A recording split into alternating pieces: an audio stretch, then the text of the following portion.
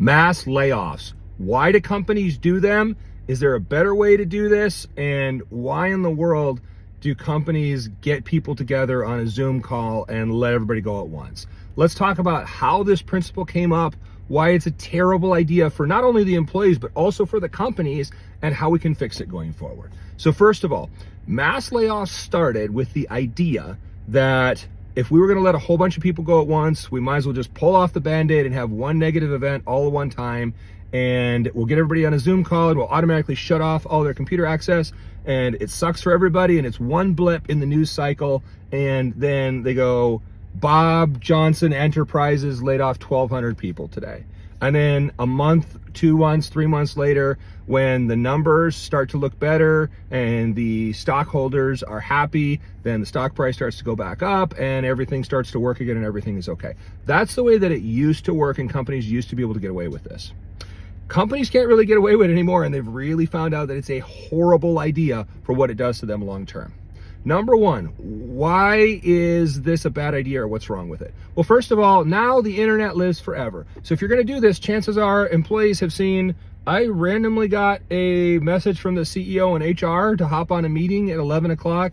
Hey, message your friends. Do you see this meeting? Yeah, they all have it. Okay, everybody knows a mass layoff's coming. So you're gonna get recorded, and it's gonna be on the internet. And no matter how nice you try to be as an owner of a company, you're gonna look like a jerk doing this. It doesn't help your company's image in the long term. Next thing, it used to be they said, well, there's a security concern. We're letting 1,000 people go, or you're letting all these people go. So you thought that because people were going to get laid off, that they were going to go into the system and take a bunch of company data and do something bad with it. If you had those kind of people working for you, why'd you hire them? Like, what kind of human beings are you vetting and hiring that you think are going to do this kind of stuff to your company? Next, if you get people together impersonally and let them go like this, what is the reputation of your company going forward? It's horrible. It's never going to be good again. It's never going to be okay again in any context. And what does that mean? That means your retention is now bad, because people will know that the company doesn't value them and can lay them off at any time. So they'll start looking for a company that's actually more stable and treats its people well. And number two, you're gonna have a terrible time recruiting now, because people are gonna Google your company. They're gonna go to Glassdoor, Yelp, Fishbowl. They're gonna go and research your company on LinkedIn. They're gonna go and see all this negative press about your company and how it lays people off without even giving them any notice, and probably doesn't give them any severance. Why would somebody that's an actual good employee come work for you again?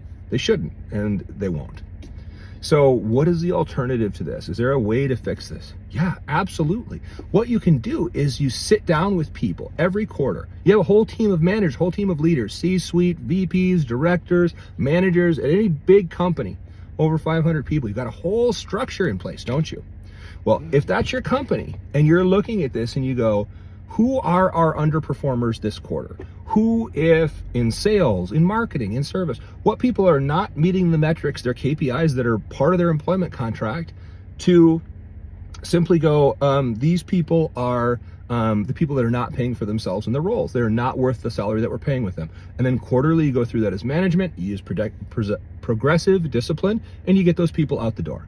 And it's literally that simple, folks. If you, as a management team, as a leadership team, are not sitting down at least quarterly to get rid of the people that are non-productive payroll, then you are not doing your jobs. You are not doing your jobs if you're not doing that as a company. That is the mechanism to get rid of people that are not worth the money to be there.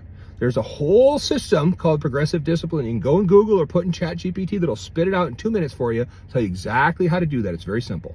So if your leaders are not doing this in your organization, they're failing you.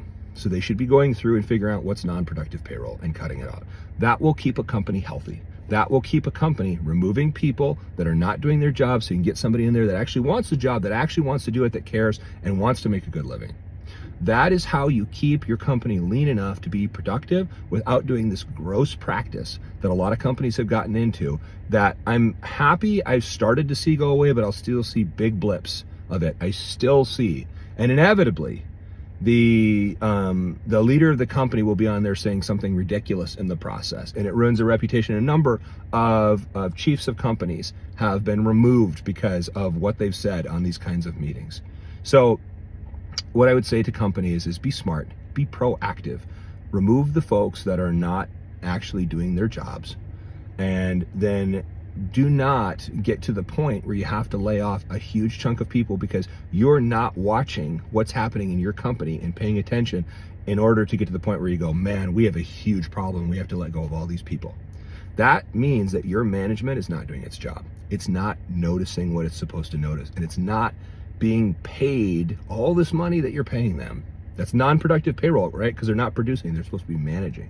Part of managing is knowing when to cut things that are not working. So let's get rid of this practice in America and in all companies. It's just a really bad practice. It builds tremendous distrust in your company. And if you see a company when you get a job offer that has this kind of reputation, don't go work for them, because this is not some place that you want to be. Let me know your thoughts.